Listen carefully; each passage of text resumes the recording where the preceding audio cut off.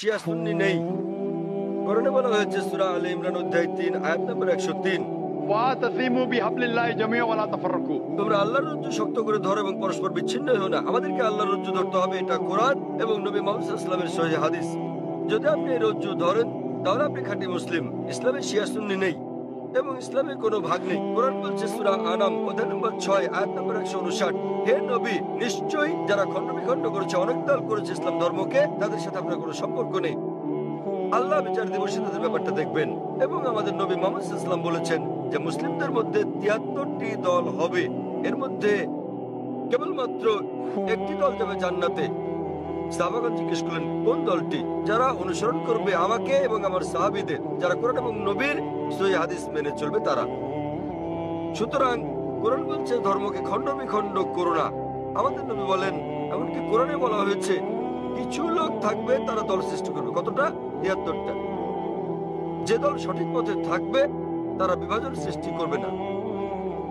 সুতরাং যে কেউ নিজেকে মুসলিম ছাড়া অন্য কিছু বললেও শব্দটি হবে মুসলিম।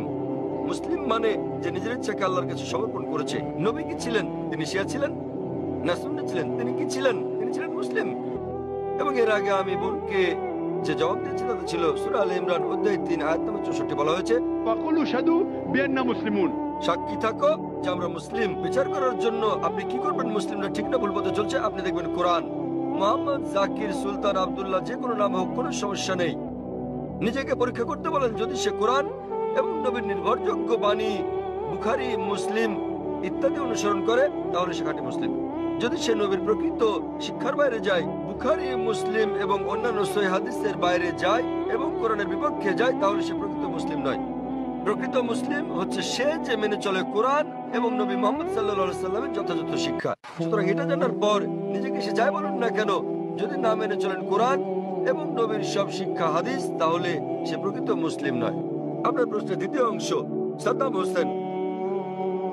প্রশ্নের মধ্যে সাদ্দাম হোসেন নেই? আছে প্রশ্নের মধ্যে? হ্যাঁ, সাদ্দাম হোসেন। সাদ্দাম হোসেন শিয়াদের হত্যা করেন। ভাই, আমি জানি না তিনি শিয়াদের হত্যা করেছেন কিনা, এটা মিডিয়া বলছে। কিন্তু হোক সাদ্দাম হোসেন, হোক হিটলার, হোক জর্জ বুশ, যে কোনো নিরপরাধ মানুষকে হত্যা করে, শিয়া সুন্নি বাদ দেন, যদি সে হত্যা করে নিরপরাধ কোনো হিন্দু, নিরপরাধ খ্রিস্টান, নিরপরাধ ইহুদিকে, তাহলে সেটা বড় অপরাধ। হোক না কেন সাদ্দাম হোসেন, হোক জর্জ বুশ, হোক না হিটলার, যে কোনো নিরপরাধ মানুষকে হত্যা করে, হোক সে মুসলিম বা অমুসলিম, হোক না কোনো হিন্দু বা খ্রিস্টান বা ইহুদি, যদি কেউ কোনো নিরপরাধ মানুষকে হত্যা করে, সেটা হচ্ছে একটা পাপ কাজ, এটা নিষিদ্ধ। কারো সাফাই করতে আমি এখানে আসিনি। তাতে হোক তার নাম জর্জ বুশ, হিটলার, সুলতান, আব্দুল্লাহ, টম, ডিক, হ্যারি বা যে কেউ, যে কোনো নির্দোষ মানুষকে হত্যা করা সবার জন্য নিষিদ্ধ। আশা করি উত্তরটা পেয়েছেন। স্যার, তার মানে আপনি বলতে চান আমাদের শিয়া সুন্নি কিংবা বহরি মুসলিমে বিশ্বাস করা উচিত আমি নয়, তা স্যার? বলছি না। কোরআন কোন শিয়া সুন্নি নেই কোরআনে। কোরআনে মানে কোনো স্যার, বহরি নেই। এখানে অনেক মসজিদ আছে, অনেক মসজিদ। তাহলে আপনি তাদেরকে বলেন, তাদের জিজ্ঞেস করেন শিয়া কথাটা কোথায় আছে কোরআনে। তাকে জিজ্ঞেস করেন বহরি কোথায় আছে কোরআনে। স্যার, এটা আমার কলেজ বান্দ্রায়, স্যার আমি অধ্যয়ন করছি। সুতরাং তারা মেনে চলছে না। আপনাকে যা করতে হবে তা হচ্ছে তাদের জিজ্ঞেস করেন তারা কি মুহাম্মদ সাল্লাল্লাহু আলাইহি সাল্লামের শিক্ষা অনুসরণ করে চলছে, তারা কি আল্লাহ সুবহানাহু ওয়া তাআলার শিক্ষা অনুসরণ করছে। আল্লাহ কোরআনে বলেছেন সূরা আনাম অধ্যায় নম্বর ৬ আয়াত নম্বর ১৫৯, যারা সৃষ্টি করেছে বিভক্তি ইসলাম ধর্মে, তাদেরকে আপনার কিছু করার নেই। ইসলাম ধর্মে বিভক্তি সৃষ্টি করা এটা হচ্ছে হারাম। তো ভালো মুসলমান হতে হলে আপনাকে আল্লাহর রজ্জু শক্ত করে ধরতে হবে, এটা বলা আছে কোরআনে। সুতরাং কাউকে আব্দুল্লাহ, সুলতান এরকম নামে ডাকলেই সে জান্নাতে যেতে পারবে না, বরং সেজন্য স্রষ্টা সর্বশক্তিমান আল্লাহর নির্দেশ পালন এবং নবী মুহাম্মদ সাল্লাল্লাহু আলাইহি সাল্লামের শিক্ষা অনুসরণ করতে হবে। ভাই, আপনাকে একটা প্রশ্ন করি, একটা প্রশ্ন। আপনি শিয়া সুন্নি নিয়ে খুবই উদ্বিগ্ন, জানতে চাচ্ছি সেটা কেন? স্যার, অনেক কিছু আমার বন্ধুরা। না না, আপনি কি ইসলাম কবুল করতে চান? তারপরে কোন দলে যাবেন ভাবছেন? স্যার, আমি মানে আপনাকে আমি জিজ্ঞেস করছি, জি আপনি কি ইসলাম কবুল করতে চান আর ভাবছেন শিয়া না সুন্নিতে যোগ দেবেন? তাই স্যার, না না, আমি ইসলাম কবুল করতে চাচ্ছেন না। স্যার, এখানে অনেক ধর্ম আছে, ইসলাম ধর্মের অনেক ভাগ আছে। কোনো বিভক্তি নেই ইসলামে। ইসলামে কেবল একটি শব্দ আছে মুসলিম। আপনাকে যে যাই বলুক, হ্যাঁ, হ্যাঁ, আপনাকে তারা বলেনি যে কোরআন বলেছে। আমি আপনাকে রেফারেন্স দিচ্ছি। লোকটি আমাকে বলেছে তিনি সুন্নি, তিনি আমাকে বলেন। তাকে সুন্নি হতে দিন, শিয়া হতে দিন, বহরি হতে দিন, যে কোনোটা। তাকে বলুন কোরআন বলছে বিভক্তি সৃষ্টি করো না। অধ্যায় নম্বর ৬ লিখে রাখুন আপনি। এর অর্থ, অধ্যায় নম্বর ৬। স্যার, এর অর্থ এগুলো সব হতাশাজনক। তিনি কোরআন মেনে চলছেন না। কোরআন বলছে সূরা আনাম অধ্যায় ৬ আয়াত নম্বর ১৫৯, আপনি নোট করে রাখুন যে ডক্টর জাকির নায়েক বলেছেন সূরা আনাম অধ্যায় 6 আয়াত 159 আছে, বিভক্তি সৃষ্টি করো না তোমরা। আপনাকে যা করতে হবে, নিজেকে ঈশ্বরের কাছে সমর্পণ করতে হবে আপনার। এখন আমি জানতে চাই, আপনি কি নিজেকে ঈশ্বরের কাছে সমর্পণ করতে চান ভাই? হ্যাঁ হ্যাঁ ঈশ্বরের কাছে সমর্পণ করতে চান আপনি? স্যার, আমি ইসলামকে শ্রদ্ধা করি, আমি না, না, ইসলামে ঠিক বিশ্বাস আছে। করি। আপনি ইসলামকে শ্রদ্ধা করেন, আপনি কি এক ঈশ্বরে বিশ্বাস করেন? হ্যাঁ এক ঈশ্বরে বিশ্বাস করেন আপনি? হ্যাঁ জি স্যার, আমি ঈশ্বরে বিশ্বাস মূর্তি করি। পূজা করা ঠিক নয়? হ্যাঁ হ্যাঁ, আপনি কি বিশ্বাস করেন ঈশ্বরের কোনো প্রতিমা নেই? ঈশ্বরের কোনো প্রতিভা নেই। আপনি কি তা বিশ্বাস করেন? আমি জানি না স্যার। আপনি কি প্রতিমা পূজায় বিশ্বাসী? হ্যাঁ হ্যাঁ, আপনি কি প্রতিমা পূজায় বিশ্বাস করেন? কি বললেন? প্রতিমা পূজা ঠিক না ভুল? মানে ঈশ্বর? না। আপনি কি বিশ্বাস করেন প্রতিমা পূজা করা ঠিক না ভুল? হ্যাঁ, এটা ঠিক না ভুল এটি ঠিক স্যার। প্রতিমা পূজা করা? কিন্তু এটা তো বেদের বিপরীত। আপনাদের বেদ বলছে তোমরা এক ঈশ্বর ছাড়া কারো উপাসনা করবে না। এটা উল্লেখ আছে আপনাদের যজুর্বেদে অধ্যায় 32 অনুচ্ছেদ 3, শ্বেতাশ্বেতারা উপনিষদ অধ্যায় 4 অনুচ্ছেদ 19। न तस्य प्रतिमा अस्ति মহান ঈশ্বরের কোনো পুতুল নেই, কোনো আকৃতি নেই, কোনো ফটোগ্রাফ নেই, কোনো ছবি নেই, কোনো প্রতিমা নেই, কোনো ভাস্কর্য নেই, কোনো মূর্তি নেই। আমি আপনাকে জিজ্ঞেস করছি, যখন আপনাদের বেদ বলছে ঈশ্বরের কোনো আকৃতি নেই, কোনো মূর্তি নেই, কোনো প্রতিমা নেই, এরপরও কি আপনি প্রতিমা পূজা বিশ্বাস করেন? জি স্যার। শিয়া সুন্নি বাদ দেন, আপনাকে জিজ্ঞেস করছি, আপনি কি বেদ মানেন? স্যার অনুসরণ করছেন কি না? ধর্ম মানেন কি না? স্যার, কারণ আমি এই ধর্মের স্যার। ঠিক, তাই আমি বলছি যে এটা আমার ভুল নয় স্যার, আমি এই এই ধর্মের মধ্যে ধর্মের জন্ম মধ্যে নিয়েছি বড় স্যার। হলেও আমি জিজ্ঞেস করছি যে অধ্যয়ন করা আপনার কর্তব্য কি না। সে কারণে আপনার বেদ। আমি এই বিষয়টি অনুসন্ধান তাই আমি করছি। আপনাকে বলছি ভাই, আপনাদের ধর্মগ্রন্থ বেদে আছে, যজুর্বেদ অধ্যায় 32 অনুচ্ছেদ 3, শ্বেতাশ্বেতারা উপনিষদ অধ্যায় 4 অনুচ্ছেদ 19। এটা বলছে, न तस्य এটা একটা प्रतिमा সংস্কৃত উদ্ধৃতি। এর মানে সর্বশক্তিমান ঈশ্বরের কোনো প্রতিমা নেই, কোনো আকৃতি নেই, কোনো আলোকচিত্র নেই, কোনো ছবি নেই, কোনো ভাস্কর্য নেই, কোনো প্রতিমূর্তি নেই, কোনো পুতুল নেই। যদি আপনার ধর্মগ্রন্থ বলে সর্বশক্তিমান ঈশ্বরের প্রতিমা নেই, তাহলে কি প্রতিমা পূজা করা ঠিক না ভুল? ঠিক না ভুল? ঠিক বেঠিক ঠিক করার মতো এত বড় ব্যক্তি আমি নই স্যার। না না, আপনার ধর্মগ্রন্থ বলছে ঈশ্বরের কোনো আকৃতি নেই, কোনো প্রতিমা নেই, কোনো মূর্তি নেই, কোনো ছবি নেই, তথাপি ঈশ্বরের মূর্তি করা ঠিক না ভুল? কেন আমার পূর্ববর্তী ব্যক্তিগণ, মানে আমার পূর্বসূরীরা কেন এই কাজ করেছে স্যার? স্যার, আমি তাদের দোষ দিতে জি। পারি না। আমার আমার পূর্বসূরীরা, আমার পূর্বে হিন্দু ধর্মের লোকেরা এটা করেছে স্যার। স্যার, আমি তাদের দোষ দিতে আমি পারি না। হিন্দুদের প্রশ্ন করছি না, আমি আপনাকে জিজ্ঞেস করছি আপনার ধর্মগ্রন্থ, আপনার ধর্মের সবচেয়ে গ্রহণযোগ্য গ্রন্থ কোনটি? আপনি জানেন না? কি আপনি স্যার? কি জানেন আপনার ধর্মের সর্বশ্রেষ্ঠ গ্রন্থ কোনটি? স্যার এটা মানে হচ্ছে বেদ। হ্যাঁ তাহলে আপনি দেখেন আমার ভিডিও ক্যাসেট ইসলাম ও হিন্দু ধর্মের সাদৃশ্য সমূহ। আমি অনুরোধ করছি ভলান্টিয়ারদের তাকে একটা ইসলাম ও হিন্দু ধর্মের সাদৃশ্য নামে ডিভিডি দেওয়ার জন্য। আপনার কোনো প্রশ্ন থাকলে আমার সঙ্গে সাক্ষাৎ করতে পারেন, ইনশাল্লাহ আপনার সন্দেহ দূর হবে। আর আমি আপনাকে অনুরোধ করব, এটা পড়ুন, বুঝুন এবং সঠিক শান্তি খুঁজে নিন। স্যার, শেষ কথা আমি আপনাকে জিজ্ঞেস করতে চাই স্যার, মানে আমাদেরকে এসব বিশ্বাস করলে হবে না যে ইসলামে অনেক বিভক্তি আছে, যেমন শিয়া সুন্নি, এগুলো আমাদের বিশ্বাস করা উচিত নয়, আমাদের কেবল কোরআনে বিশ্বাস করা উচিত। কোরআন এবং নবীর সহিহ হাদিস ব্যাস। যে কোনো আলেম যায় বলুন, কোরআন বলছে সূরা নিসা অধ্যায় 4 আয়াত নম্বর 59, अतिउ अल्लाह अतिउ रसूल। আল্লাহ ও তার রাসূলকে মানো এবং অতঃপর তোমাদের মধ্যে যারা আদেশ দানের কর্তৃত্বপ্রাপ্ত, যাদেরকে এই কাজের দায়িত্ব দেওয়া হয়েছে তাদের, অর্থাৎ আপনাকে আল্লাহ এবং সর্বশক্তিমান ঈশ্বর, তার রাসূল এবং জ্ঞানী ব্যক্তিদের মান্য করতে হবে। কিন্তু আয়াতটা এখানেই শেষ হয়নি। আরো বলা হয়েছে যদি তারা কোনো বিষয়ে একমত হতে না পারে তো আল্লাহ তার রাসূলের উপর ছেড়ে দাও। যদি কেউ আপনাকে কিছু বলে, আপনি তা কোরআন এবং সহিহ হাদিস দিয়ে যাচাই করুন সেটা ঠিক না ভুল। এ কারণে যে কোনো আলেম যাই বলুক না কেন, তার কোনো মূল্য নেই ইসলামে। স্যার, সেখানে আমাদের বিষয় হচ্ছে আল্লাহ সর্বশক্তিমান ঈশ্বরেও তার বার্তাবাহক। কোন আলেম কিছু বললে তা যদি কোরআন এবং সহিহ হাদিসের সঙ্গে মিলে তো আমরা গ্রহণ করি, আর যদি কোরআন হাদিসের বিপরীতে হয় তা প্রত্যাখ্যান করি। স্যার, কোন ব্যক্তি নিজেকে মুসলিম বলে দাবি করলে আপনি তাকে বলবেন, कुल हाथु बुरहानकुम প্রমাণ দাও इन कुंतुम सादिकिन। যদি সত্যবাদী হও। সে কারণেই যখন আমি প্রশ্নের উত্তর দেই, আমি কোরআন এবং সহিহ হাদিসের রেফারেন্স দেই। যা আমি বলছি, যা ডক্টর জাকির নায়েক বলছেন, তা কিছুই নয় ইসলামে, কোনোই মূল্য নেই তার। আমি যা বলি ইসলামে তার মূল্য হচ্ছে শূন্য। যা কোরআন বলছে, সর্বশক্তিমান ঈশ্বর বলছেন, যা আমাদের প্রিয় নবী মুহাম্মদ সাল্লাল্লাহু আলাইহি সাল্লাম বলছেন, তা মূল্যবান। তাই আমি যা দিচ্ছি তা হচ্ছে রেফারেন্স। যারা জানেন না আমি তাদের রেফারেন্স দিচ্ছি। আমার উত্তরের ভিত্তি কোরআনের বিভিন্ন আয়াতের শিক্ষা, আমার জবাবের ভিত্তি নবীর বাণী, সহিহ বুখারী খণ্ড নাম্বার ইত্যাদি প্রমাণ হিসেবে। সুতরাং তারা যা বলেন তার মূল্য আছে, আমি যা বলি মূল্য নেই। আশা করি উত্তরটা পেয়েছেন। আমরা পুরুষদের শাড়ির মাঝের দিকের মাইক থেকে পরবর্তী প্রশ্নটি নেব। সকলকে শুভ সন্ধ্যা এবং শুভ সন্ধ্যা ডক্টর নায়েক। আজ আমি এক মানুষ কথা বলছি মানবতার পক্ষে। এখানে ডক্টর নায়েক রয়েছেন। আমরা আপনার নাম জানতে পারি হ্যাঁ, দয়া করে? আমি চিরাগ, এবং দয়া করে আমার ধর্ম জিজ্ঞাসা করবেন না। ডক্টর নায়েক, আপনি সম্ভবত মুসলিম পরিবারে জন্মগ্রহণ করেছেন, তাই আপনি মুসলমান, তাই আপনি সেটাই অনুমোদন করছেন। যদি আপনি হিন্দু পরিবারে জন্ম নিতেন তাহলে আজ আপনার হিন্দু ধর্ম হতে পারত। এক্ষেত্রে আমি মনে করি চরম জাতি কেন্দ্রিকতা থেকে আপনি ভাবছেন আপনার ধর্ম, সংস্কৃতি, বিশ্বাস ও ধারণা শ্রেষ্ঠ, তাই আপনি বলছেন যে শিখ অথবা আর্য সমাজ বা যে ধর্মেই প্রতিমা পূজা পরিত্যাগ করার কথা বলা হয়েছে সেটি আপনি সমর্থন করেছেন। আমার মতে একই জায়গায় ঘুরপাক না খেয়ে মানবতার ব্যাপক ধর্ম নিয়ে আমাদের আলোচনা করা উচিত। কোনো মন্তব্য কিংবা যুক্তি ভাই স্যার? খুব সুন্দর একটা প্রশ্ন করেছেন।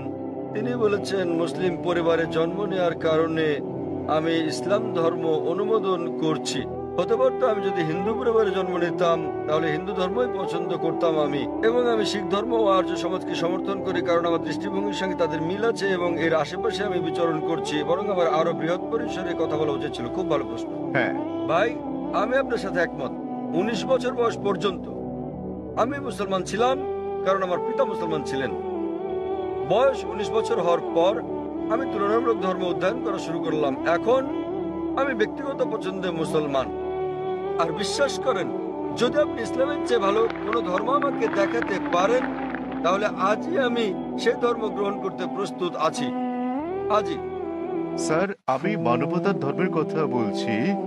ভাই আমি বলবো জি জি আমি বলছি, যদি কেউ ইসলামের চেয়ে ভালো কোনো ধর্ম তা যুক্তি দিয়ে, বৈজ্ঞানিক তথ্য দিয়ে প্রমাণ করতে পারেন তাহলে আমি গ্রহণ করতে প্রস্তুত আছি। আপনি বলছেন মানবতার কথা। কে মানবতার নামে গ্রন্থ রচনা করেছেন? মহাত্মা গান্ধী। কে লিখেছেন? আপনি জানেন একজন মুসলমান ভালো মুসলমান হতে পারবেন না যদি তিনি ভালো মানুষ না হন। সে কথা সব ধর্মেই বলে, ভাই, সব ভাই ধর্মে আমাকে বলে। শেষ করতে দেন। জি স্যার, আপনি এখানে আমার জবাব শোনার জন্য এসেছেন নাকি আপনার মত জানাতে এসেছেন? আমি একটি সুস্থ আলোচনা চাই এবং যৌতুক ভাই, সিদ্ধান্তে পৌঁছাতে চাই। এটা কোনো বিতর্ক প্রতিযোগিতা নয়। হ্যাঁ, একেবারে না। তাহলে আমি আমার কখনো উত্তর বলিনি। শুনুন, উত্তর শোনার পর আপনি মন্তব্য করতে পারেন। ঠিক আছে। আমাকে শেষ করতে দিন। আপনি কথা যোগ করছেন, তার মানে আমার উত্তর আপনি শুনছেন। চালিয়ে যান। শুনুন মনোযোগ দিয়ে। জি, আপনার মনের মধ্যে মহাভারতের কাহিনী চলছে, কি করে শুনবেন? দয়া করে চালিয়ে যখন যান। আপনি আপনার প্রশ্নের সময় কি আমি আপনাকে বাধা দিয়েছিলাম? দয়া করে চালিয়ে যান। আমি কি বাধা দিয়েছি? আপনি না, আপনি বাধা দেননি। দয়া করে চালিয়ে যান। সবকিছু লেখা আছে, প্রশ্ন করতে আসছেন, আমি কিভাবে? আমি বলেছি। আমি জবাব দিচ্ছি, শুনুন। হ্যাঁ, তাতে এটা কি? আমার জবাব। তাহলে কেন আপনি মন্তব্য করছেন? দয়া করে বলুন স্যার, দয়া করে বোঝার চেষ্টা করুন। আমাকে আপনার উত্তর বলুন। আমার উত্তর শুনলে আপনি বুঝতে পারবেন, অন্যথায় লাখ লাখ মানুষ বুঝলেও আপনি একই প্রশ্নই করে যাবেন। আমি একজন চিকিৎসক। এক ব্যক্তি একা দুটো বিষয়ের প্রতি মনোযোগ দিতে পারে না। উত্তর শুনুন, উত্তর দেওয়া হলে আর সমস্যা থাকবে না। তাহলে আপনাকে বুঝতে হবে আপনি মানবতার কথা বলছেন। আপনি প্রথমেই বলেছেন আমার ধর্ম জানতে চাইবেন না, পরে আপনি বলছেন আমি মানবতার পক্ষে। সর্বপ্রথম আপনি আপনার দৃষ্টিভঙ্গি শনাক্ত করতে লজ্জিত, তারপর আপনি মানবতার কথা বলছেন। আমি আপনার কাছে জানতে চাই, মানবতা নামের বইটি কে লিখেছেন? এরকম কোনো বই আছে কি? মানবতার কোনো দিক নির্দেশনা আছে? আমি আপনাকে বলছি, ভালো মানুষ না হয়ে একজন মুসলমান ভালো মুসলমান হতেই পারে না। সব ধর্ম বলে না। আমি বলার জন্য দুঃখিত যে আপনি অন্যান্য ধর্মগ্রন্থ অধ্যয়ন করেননি। আমি আপনাকে বলতে পারি, আমি উদ্ধৃতি দিতে পারি বেদ থেকে, অন্য হিন্দু ধর্মগ্রন্থ থেকে, বাইবেল থেকে উদ্ধৃতি দিতে পারি যেগুলো মানবতার বিরুদ্ধে যায়। আমি অন্য ধর্মের সমালোচনা করতে আসিনি। যদি আপনি কোনো ধর্ম অধ্যয়ন করে না থাকেন তাহলে দয়া করে এমন কিছু বলবেন না যে ব্যাপারে আপনার জ্ঞান নেই। কোরআনে বলা হয়েছে, ফাসআলু আহলে যিকরি ইন কুনতুম লা তা'লামুন। সূরা নাহল অধ্যায় 16 আয়াত নম্বর 43, সূরা আম্বিয়া অধ্যায় 21 আয়াত নম্বর 7। আপনি তুলনামূলক ধর্ম বিষয়ের ছাত্র নন, তাই না জেনে কোনো মন্তব্য করবেন না। আমি বাইবেল থেকে উদ্ধৃতি দিতে পারি যা মানবতার বিরুদ্ধে। আমি আপনাকে চ্যালেঞ্জ করছি, কোরআন থেকে এমন একটা আয়াত বের করেন নবী মোহাম্মদ সাল্লাল্লাহু আলাইহি সাল্লামের এমন কোন বাণী বের করেন যা মানবতার বিরুদ্ধে যায়। সুতরাং এমন কথা বলবেন না, সব ধর্মে বলা হয়েছে। দুঃখিত, আপনার জানাশোনা বড়ই দুর্বল। আমি আপনাকে যা বলার চেষ্টা করছি, মানবতা মানে ঠিক আছে, আপনি কেবল স্ট্যান্ডার্ড 2-3 আছেন। আর আমি যা বলছি তা কেবল স্কুল পাস নয়, কেবল স্নাতক পাস নয়, বুঝতে হবে স্নাতকোত্তর পাস হতে হবে আপনাকে। ইসলাম মানে উচ্চ পর্যায়ে, কেবল মানবতার কোনো পর্যায়ে নেই। ভালো মানুষ না হলে কোনো মুসলমান ভালো মুসলমান হতে পারবে না। আমি আপনাকে চ্যালেঞ্জ করছি, ইসলামের এমন একটা দিক আপনি বলতে পারেন যা মানবতার বিরুদ্ধে যায়। যৌক্তিক পটভূমি, যৌক্তিক কারণ আপনার জানা না থাকতে পারে ইসলাম কেন এমন অনুশাসন জারি করলো, আর আপনি ভাবতে পারেন সেটা মানবতার বিরুদ্ধে। ঠিক যেমন আপনারা বলেন, ডাক্তার আমাকে ইঞ্জেকশন দিচ্ছে, ইঞ্জেকশনে যন্ত্রণা দিচ্ছে, ওই ইঞ্জেকশনটা আপনার ভালোর জন্য। আপনারা বলেন ডাক্তার আমার পেট কেটে ফেলেছেন, তিনি তো পেট কেটেছেন আপনাকে জীবন বাঁচানোর জন্য। সুতরাং ডাক্তার যা জানেন আপনি তা জানেন না। যদি আমার জন্য দুটো পছন্দ থাকে, স্ট্যান্ডার্ড 2 কিংবা 3 পাস করা অথবা স্নাতকোত্তর কোর্স করা, সেক্ষেত্রে আমি স্নাতকোত্তর কোর্সই করব। কেন মাত্র স্ট্যান্ডার্ড 2-3? মানবতা ভালো, কিন্তু ইসলাম তার চেয়ে অনেক বেশি ভালো। আপনার প্রশ্নের ব্যাপারে বলতে গেলে, আমি মুসলিম পরিবারে জন্ম নিয়েছি বলে আমি ইসলামকে অনুমোদন করছি। আমি আপনাকে বলছি, আপনাকে চ্যালেঞ্জ করছি, যদি কেউ আমাকে প্রমাণ দিতে পারে অন্য যে কোনো ধর্ম, আমি প্রধান ধর্মগুলোর বেশিরভাগই অধ্যয়ন করেছি এবং আমার মনে হয় ইসলাম সবচেয়ে যুক্তিগ্রাহ্য, মানুষের সবচেয়ে সেরা ধর্ম মানবতার। এটাই একমাত্র ধর্ম যাতে মানবতার জন্য সমাধান রয়েছে। আল্লাহ বলেন সূরা আলী ইমরান অধ্যায় নম্বর 3 আয়াত নম্বর 19, ইন্না দ্বীনা ইনদাল্লাহিল ইসলাম। সর্বশক্তিমান ঈশ্বরের কাছে একমাত্র ইসলাম। আর আপনার জানার জন্য বলছি, আপনার যুক্তি অত্যন্ত নাজুক। আপনি কি জানেন আমাদের 30 জনেরও বেশি আলেমের মধ্যে যারা বিশ্বের বিভিন্ন দেশের নাগরিক, তাদের 10 জনেরও বেশি মুসলিম পরিবারে জন্মগ্রহণ করেননি? আপনি কি তা জানেন? আমি এটা উত্তর জানতে চাই আপনার কাছে, আপনি কি জানেন এই মঞ্চে বক্তৃতা দানকারী 30 জনের মধ্যে 10 জনেরও বেশি মুসলিম হিসেবে জন্মগ্রহণ করেননি? আপনি জানেন? হ্যাঁ, আমি হতে পারি আমি বলছি। আপনাকে জিজ্ঞেস করছি, আপনি কি তা জানেন? না, আমি হ্যাঁ তা অথবা জানি না না। বলেন। তাহলে আপনার পুরো যুক্তি তো অসার। বিশ্বের বিভিন্ন দেশের 30 জন বক্তার মধ্যে 10 জনের বেশি আমেরিকান, 4-5 জন কানাডার, কয়েকজন ইউকের, মালয়েশিয়ার আছেন, সৌদি আরবের, সংযুক্ত আরব আমিরাতের, সোমালিয়ার এবং সুদানের বক্তা রয়েছেন, এবং এদের মধ্যে 10 জনেরও বেশির জন্ম অমুসলিম পরিবারে। তারা বেড়ে ওঠার পর কেউ কিশোর বয়সে গ্রহণ করেছেন ইসলাম, কেউ 20-এর কোঠায় গ্রহণ করেছেন ইসলাম, কেউ বা 30-এর কোঠায় গ্রহণ করেছেন। আর আল্লাহ তাদের হেদায়েত দান করেন, তারা নিজেদের পছন্দে মুসলিম হয়েছেন। সুতরাং আপনার যুক্তি, মুসলিম পরিবারে জন্মগ্রহণের কারণে আমি ইসলাম পছন্দ করি, এইসব লোক জন্মগ্রহণ করেননি মুসলিম পরিবারে, তারা খ্রিস্টান পরিবারে জন্মেছেন, তারা অমুসলিম পরিবারে জন্ম নিয়েছেন, তারা ইসলাম পছন্দ করেছেন। কেন? কারণ তারা অধ্যয়ন করেছেন, তারা অন্যান্য ধর্ম অধ্যয়ন করেছেন এবং বুঝতে পেরেছেন ইসলাম জীবনের শ্রেষ্ঠ পন্থা। আমি আপনাকে অনুরোধ করছি, আপনি মানবতা সম্পর্কে পড়েন, ইসলাম সম্পর্কে জানেন এবং বের করতে চেষ্টা করেন ইসলামের কোন বিষয়টা মানবতার বিরুদ্ধে যায়। তাহলে আপনি জানতে পারবেন সবচেয়ে ভালো ধর্ম। আমি আপনার ধর্ম সম্পর্কে জিজ্ঞেস করছি না, আমি আপনাকে সর্বোত্তম ধর্মটা গ্রহণ করতে বলছি। এবং জীবনের সর্বোত্তম পথ, মানবতার একমাত্র সমাধান হচ্ছে ইসলাম। ধন্যবাদ। হ্যাঁ বোন, পেছনের দিকে। আসসালামু আলাইকুম। আমার দুটি প্রশ্ন আছে। প্রথমটি হচ্ছে, মুসলমান মেয়েরা ইসলাম ধর্ম অনুসরণ করে কেন অমুসলিমদের বিয়ে করতে পারে না? আমার আরো একটি প্রশ্ন আছে, ইসলামে এটা সিদ্ধ যে একজন পুরুষ 4 বার বিয়ে করতে পারেন। দ্বিতীয় বিয়ের ক্ষেত্রে প্রথম স্ত্রীকে কি জানাতে হয়, নাকি না জানিয়েই দ্বিতীয় বিয়ে করা যায়? বন্ধুটা প্রশ্ন করলেন, তিনি প্রশ্ন করলেন, প্রথম প্রশ্নটা হচ্ছে তার জানা মতে ইসলামে এটা আবশ্যক যে দ্বিতীয় স্ত্রী গ্রহণের আগে প্রথম স্ত্রীর অনুমতি নিতে হয়। এবং তার প্রথম প্রশ্নটা হচ্ছে যে ইসলামে কেন একজন পুরুষ অমুসলিম কোনো মেয়েকে বিয়ে করতে পারে না। আপনার প্রথম দুঃখিত, প্রশ্নটি এরকম যে মুসলিম পরিবারে জন্মগ্রহণকারী একটি মেয়ে কোনো অমুসলিমকে বিয়ে করে ইসলাম ধর্ম অনুসরণ করতে পারে কিনা। মুসলিম পরিবারে জন্মগ্রহণকারী কোনো মেয়ে কেন অমুসলিম পুরুষদের বিয়ে করে ইসলাম ধর্ম অনুসরণ করতে পারে না?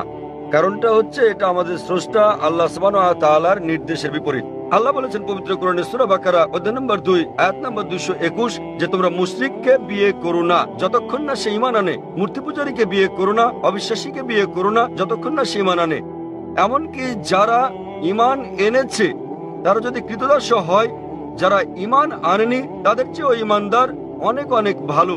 যদিও ওই মুশরিক মানুষ, ওই অমুসলিম তোমাদের মুগ্ধ করে, তবুও মানে এমনকি যদি সে বিশ্বের সেরা সুন্দর পুরুষ হয়, সবচেয়ে ধনী ব্যক্তি হয়, আর সে যদি অমুসলিম হয়, তার চেয়ে একজন মুসলিম পুরুষ, সে কালো কুৎসিত কৃতদাস হলেও অনেক অনেক বেশি ভালো। একইভাবে তার বলা হয়েছে যে একজন